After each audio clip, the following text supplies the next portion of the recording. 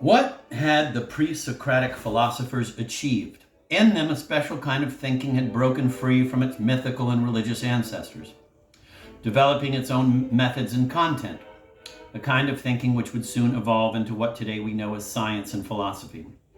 Looking back at the pre-Socratics, we see a direct lineage between them and the great thinkers of our own time. The dichotomy between reason and the senses, which Kant was to resolve in the 18th century, was first made clear by the pre-Socratics. The first attempt to formulate a theory of evolution was made by them, and the first effort to solve the riddle of how mathematical numbers hold sway over the flux of reality. All this we see as a more or less unbroken genealogy from their time to ours. But to the Greeks of the 5th century, the pre-Socratic philosophers had left a legacy of confusion. Numbers, only numbers. Everything is made of 4 roots, seeds, infinite seeds, all is atoms. Everything is in motion, nothing ever moves. Everything is water. No, it's indeterminate. It's air. The only thing the philosophers had succeeded in doing was to undermine the traditional religious and moral values, leaving nothing substantial in their place. As Aristophanes said, when Zeus is toppled, chaos succeeds him, and whirlwind rules.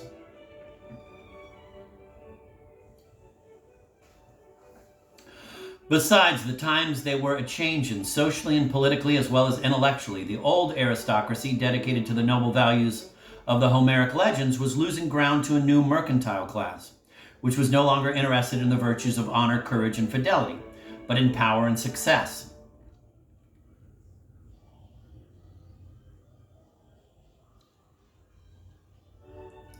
How to achieve these in an incipient democracy? Through politics. And the access to political power was then, as it is today, through the study of rhetoric.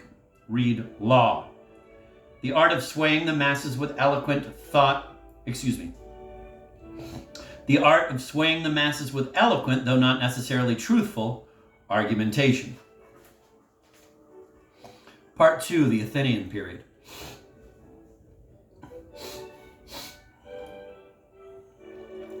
No surprise then that the next group of philosophers were not really philosophers as such, but were rhetoricians who became known as sophists, wise guys. They traveled from city to city, charging admission to their lectures not on the nature of reality or truth, but on the nature of power and persuasion. Not just skepticism, but cynicism became the rule of the day. Perhaps the most famous and least cynical of the sophists was Protagoras, 490-422. He taught that the way to achieve success was through a careful and prudent acceptance of traditional customs. Not because they were true, but because an understanding and manipulation of them is expedient. Far from being true, for Protagoras, all customs were relative, not absolute. In fact, everything is relative to human subjectivity.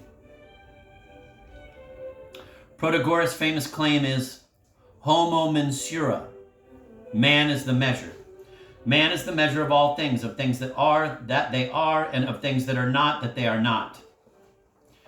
Protagoras' emphasis on subjectivity, relativism, and expediency. Protagoras' emphasis on subjectivity, relativism, and expediency is the backbone of all sophism.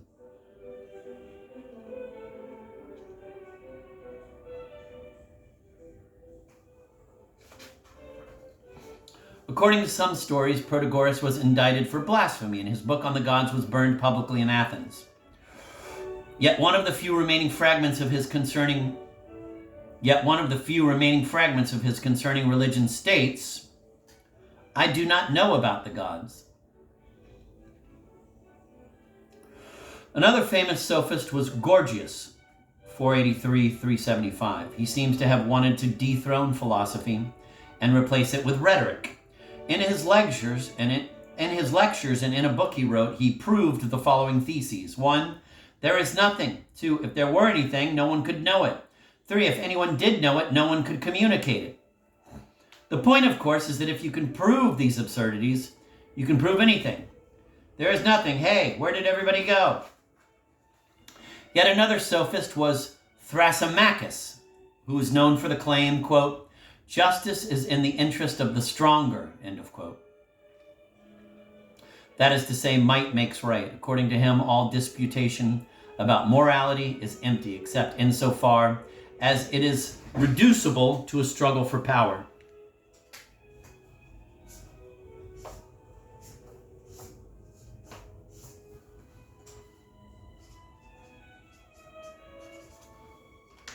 According to the accounts handed down to us, two of the most cynical sophists were Callicles and Critias. Callicles claimed that traditional morality is just a clever way for the weak masses to shackle the strong individual. He taught that the strong should throw off these shackles and that doing so would be somehow naturally right. What matters is power, not justice. But why is power good? Because it is conducive to survival. And why is survival good? Because it allows us to seek pleasure.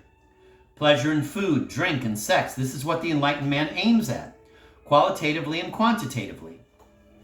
The traditional Greek virtue of moderation is for the simple and the feeble.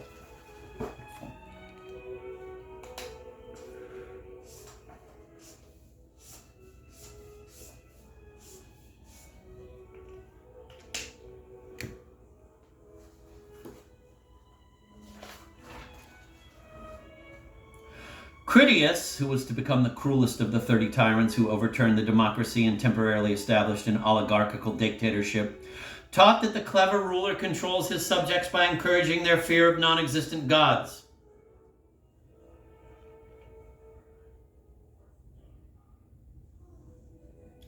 Critias, who was to become the cruelest of the 30 tyrants who overturned the democracy and temporarily established an oligarchical dictatorship, taught that the clever ruler controls his subjects by encouraging their fear of non-existent gods.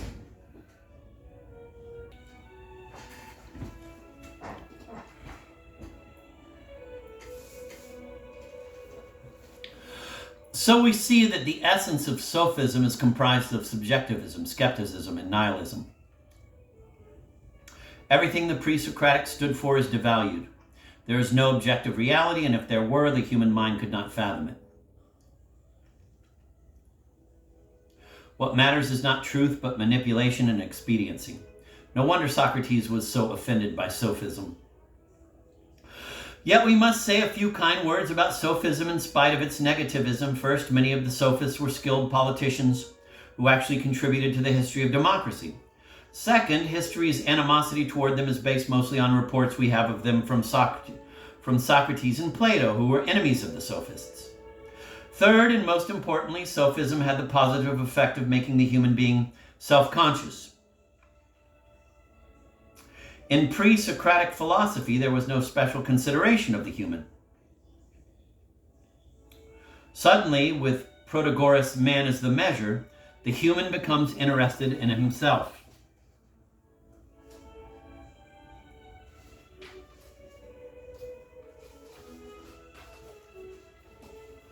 The sophists, who were professional teachers, met their match in a man who was possibly the greatest teacher of all time, Socrates, 469 to 399 BC.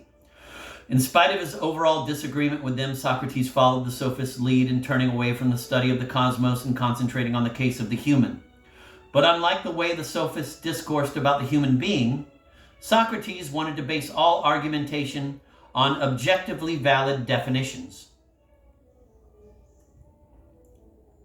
To say man is the measure is saying very little if one does not know what man is.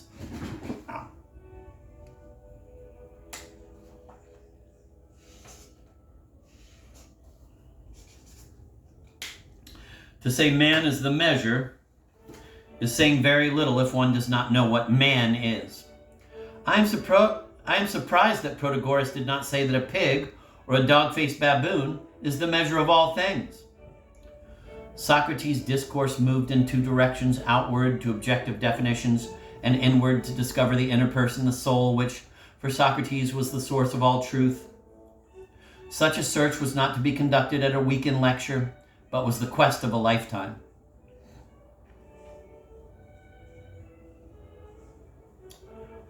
Truth, verity, conformity with fact. Truth, verity, conformity with fact. Honesty, integrity. The questions which Socrates asked he was hardly ever able to answer. Nevertheless, the query had to continue, for, as we know from his famous dictum, the unexamined life is not worth living. Socrates spent much of his time in the streets and marketplace of Athens, querying every man he met as to whether that man knew anything. Socrates said that if there was an afterlife, he would pose the same question to the shades in Hades. Ironically, Socrates himself professed to know nothing. The oracle at Delphi said that therefore Socrates was one of the wisest of all men. Socrates at least knew that he knew nothing, while the others falsely believed themselves to know something. Socrates himself wrote no books, but his conversations were remembered by his disciple Plato and later published by him as dialogues.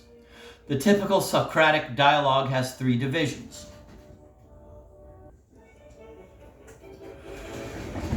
Number one, a problem is posed, e.g. the problem of what virtue is, or justice, or truth, or beauty. Socrates becomes excited and enthusiastic to find someone who claims to know something. How wonderful that you know what virtue is, and to think you're only 20 years old. Number two, Socrates finds minor flaws in his companion's definition and slowly begins to unravel it, forcing his partner to admit his ignorance. In one dialogue, Socrates' target actually ends up in tears. Socrates, what have you done to me? Number three, an agreement is reached by the two admittedly ignorant men to pursue the truth seriously. Almost all of the dialogues end inconclusively. Of course, they must do so. Socrates cannot give his disciple the truth. Each of us must find it for ourselves. Nice.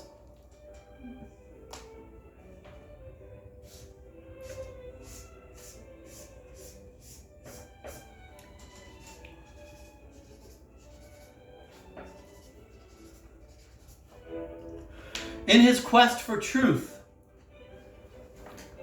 Socrates managed to offend many of the powerful and pompous figures of Athens. His enemies conspired against him, getting him indicted for teaching false doctrines, for impiety, and for corrupting the youth. They brought him to trial, hoping to humiliate him by forcing him to grovel and beg for mercy.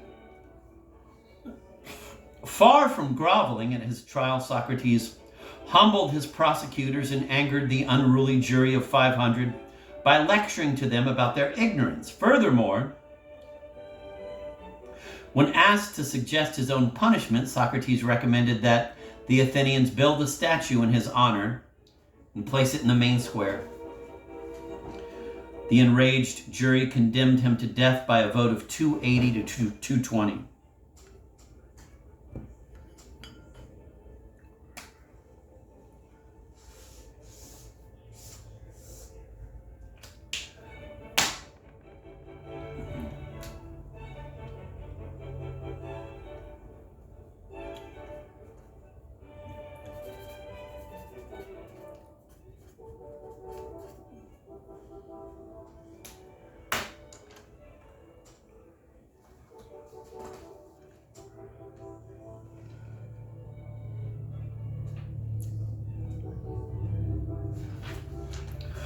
Ashamed of their act and embarrassed that they were about to put to death their most eminent citizen, the Athenians were prepared to look the other way when Socrates' prison guard was bribed to allow Socrates to escape.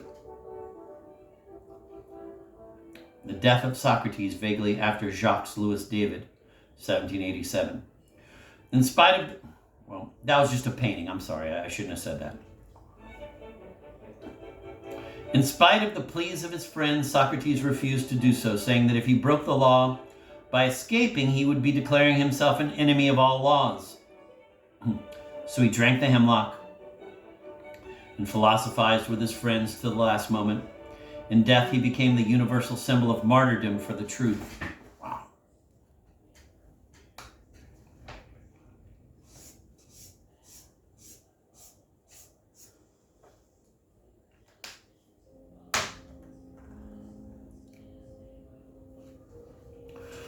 The most important of Socrates' young disciples was Plato, 427 to 347. who was one of the most powerful thinkers in history. He is also the founder of the first university, quote, the Academy, end of quote, where students read as exercises the Socratic dialogues which he had written.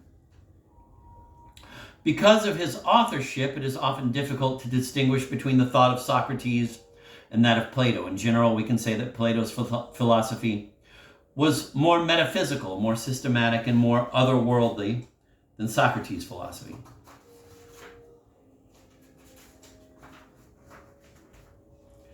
Plato has Socrates imagine that one of the prisoners is unchained. Wait, this isn't, I must have skipped a page.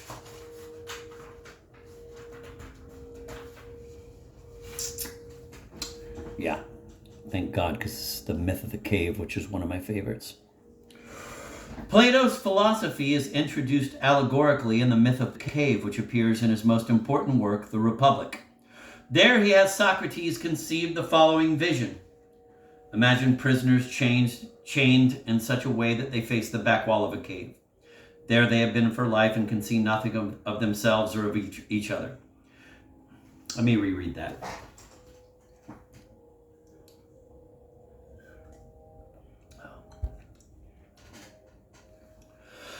Plato's philosophy is introduced allegorically in the myth of the cave, which appears in his most important work, The Republic. There he has Socrates conceive the following vision. Imagine prisoners chained in such a way that they face the back wall of a cave. There they have been for life and can see nothing of themselves or of each other. They see only shadows on the wall of the cave. These shadows are cast by a fire which burns on a ledge above and behind them. Between the fire and the prisoners, there is a wall-lined path along which people walk carrying vases, statues, and other artifacts on their heads. The prisoners hear the echoes of voices and see the shadows of the artifacts, and they mistake these echoes and shadows for reality. Wow.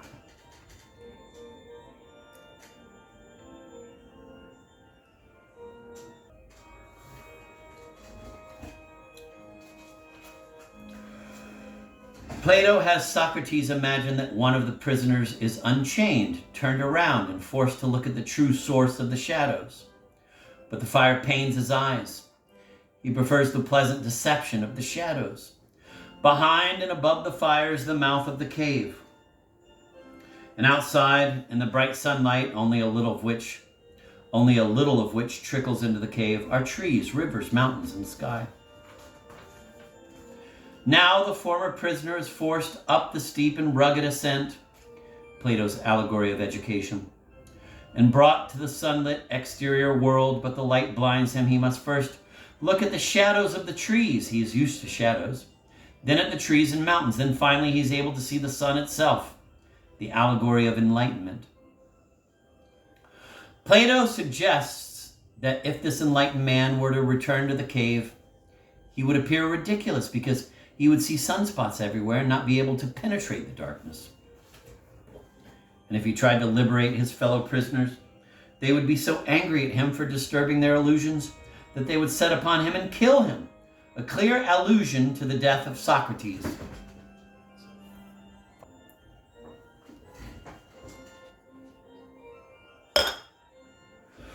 The allegory of the liberation of the slave from darkness, deceit, and untruth, and the hard journey into the light and warmth of the truth has inspired many philosophers and social leaders, but Plato meant it as more than just a poetic vision. He also gave it a precise technical application, seen in his, quote, simile of the line, end of quote, also found in The Republic. On the left side of the line, we have an epistemology, theory of knowledge. On the right side, an ontology, theory of being. In addition, we have an implicit ethics, moral theory, and aesthetics, theory of beauty. The totality constitutes Plato's metaphysics, general worldview. I'm going to reread that. The allegory of the liberation of the slave from darkness, deceit, and untruth, And the hard journey into the light and warmth of the truth has inspired many philosophers and social leaders. But Plato meant it as more than just a poetic vision. He also gave it a precise technical application seen in his quote, simile of the line, end of quote, also found in the Republic. On the left side of the line, we have an epistemology, theory of knowledge. On the right side, an ontology, theory of being. In addition, we have an implicit ethics, moral theory, and aesthetics, theory of beauty. The totality constitutes Plato's metaphysics, general worldview.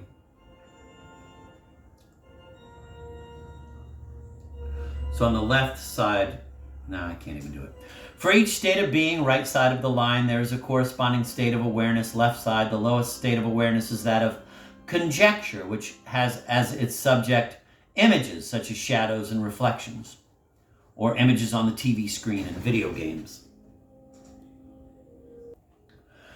I'm going to repeat that. For each state of being, right side of the line, there is a corresponding state of awareness. Left side, the lowest state of awareness is that of conjecture, which has as its object images such as shadows and reflections, or images on the TV screen and video games. It's funny, this is Rick, the reader, talking. Like, this was written in '88, so there was no social media, but social media is really the true conjecture, which is just, its object is images. This is John Chancellor. Good night and have a nice weekend. Thanks, you too, John. The person in a state of conjecture mistakes an image for reality. This corresponds to the situation of the cave-bound prisoners watching the shadows. Wow. Absolutely fan-fucking-tastic.